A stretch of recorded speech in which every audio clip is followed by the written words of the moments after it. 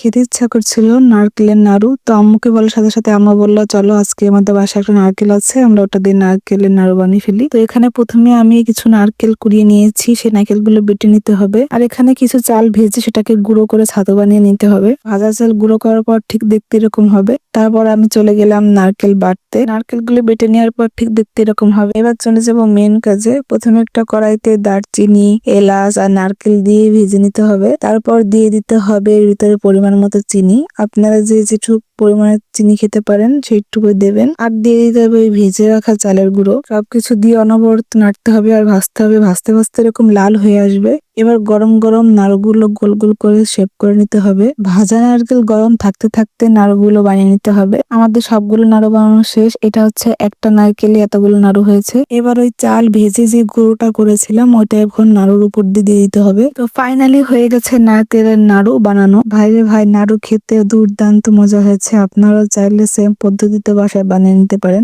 ভিডিওটি ভালো লাগলে অবশ্যই চ্যানেলটি সাবস্ক্রাইব করে দিবেন। আল্লাহ হাফেজ।